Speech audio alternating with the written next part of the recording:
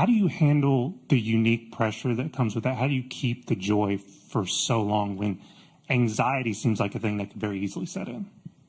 Well, the only way that you can have a joy that doesn't fade away is from the Lord. And any other type of joy is actually happiness that comes from circumstances and outcomes. I think Coach has said this before, but joy from the Lord is really the only thing that can keep you motivated, just in a good mindset, no matter the outcomes. Thankfully, we've had a lot of success this year, but if it was the other way around, joy from the Lord is the only thing that can keep you embracing those memories, moments, friendships, and all of that. So that's really the only answer to that, because there's no other way that softball can bring you that, because of how much failure comes in it and just how much of a roller coaster the game can be.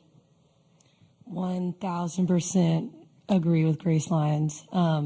I went through that my freshman year.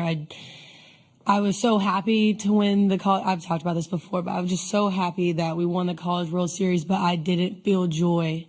I didn't know what to do the next day. I didn't know what to do for that following week. I didn't feel filled, and I had to find Christ in that. And I think that is what makes our team so strong, is that we're not afraid to lose, because if it's not the end of the world if we do lose. Yes, obviously we've worked our butts off to be here and we want to win, but it's not the end of the world because our life is in Christ, and that's all that matters.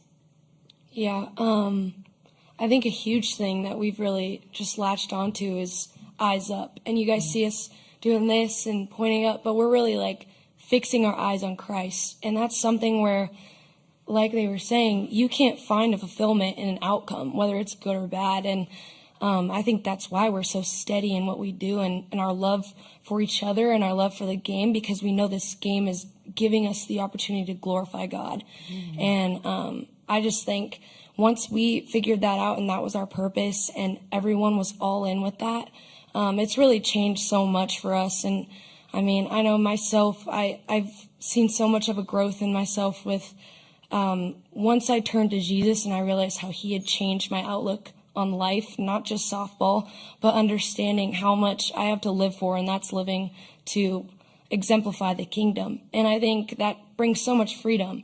And I'm sure everyone's story is similar, but we all have those great testimonies that have really like shown how awesome it is to play for something bigger. And I think that's just what brings me so much joy. And no matter the outcome, whether we get a trophy in the end or not, this isn't our home. And I think that's what's amazing about it, is we have so much more. We have an eternity of joy with our Father, and I'm so excited about that. And yes, I live in the moment, but I know this isn't my home. And no matter what, my sisters in Christ will be there with me in the end, when we're with our King. So, Patty, you've got to keep your eye on the prize. And Alex Scarborough,